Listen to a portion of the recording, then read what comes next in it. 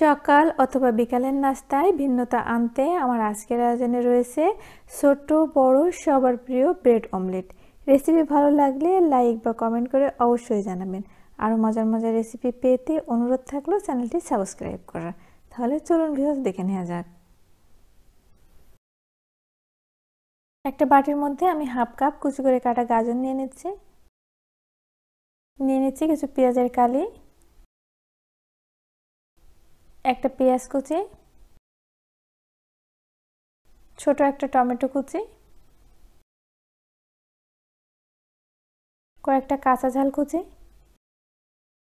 আর অল্প কিছু ধনেপাতা কুচি। এখন এখানে হলুদের গুঁড়া দিয়ে দিচ্ছি পরিমাণ মতো, হাফ টিস্পুন জিরা গুঁড়া, সামান্য কিছু গরম মশলার গুঁড়া, লবণ দিয়ে দিচ্ছি স্বাদ মতো। এখন সব কিছুকে একটু ভালো করে মিশিয়ে নিতে হবে।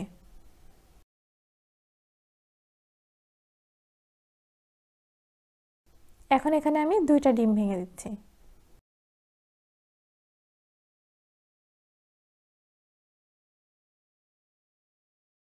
খুব ভালো করে ডিমটাকে মিশিয়ে দিতে হবে। চুলায় আমি একটা ফ্রাই প্যান বসিয়ে দিয়েছি আর এখানে দিয়ে দিচ্ছি পরিমাণ মতো সরিষার তেল। এখন এখানে 4 পিস আমি পাউরুটি দিয়ে দিচ্ছি। তেলের পরিবর্তে আপনারা এখানে ঘি অথবা বাটার দিতে পারেন।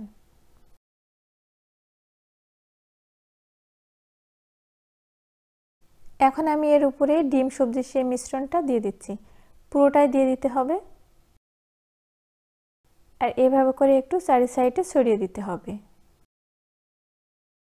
এখন আমি একটা ডিম একটু লবণ দিয়ে ভালো করে ফেটে নিচ্ছি, নিয়ে এটাকে এর উপর দিয়ে দিচ্ছি যাতে করে সবজিটা ভালোভাবে সেট হয়ে যায়।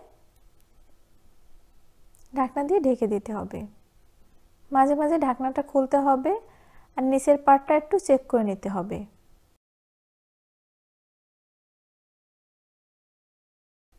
এইভাবে করে একটু দেখতে হবে যাতে করে নিচের থেকে পুড়ে না যায়। যখন সুন্দর একটা কালার হয়ে আসবে তখন এটাকে এইভাবে আস্তে করে একটা প্লেটের উপরে নামিয়ে নিতে হবে।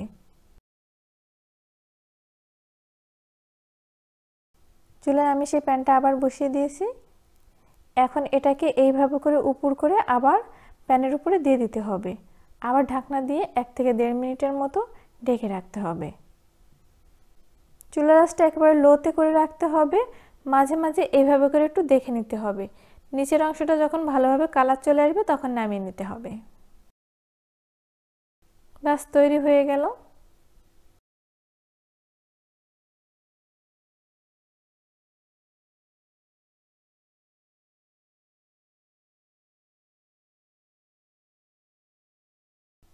এখন এটাকে সসের সাথে পরিবেশন করতে পারেন।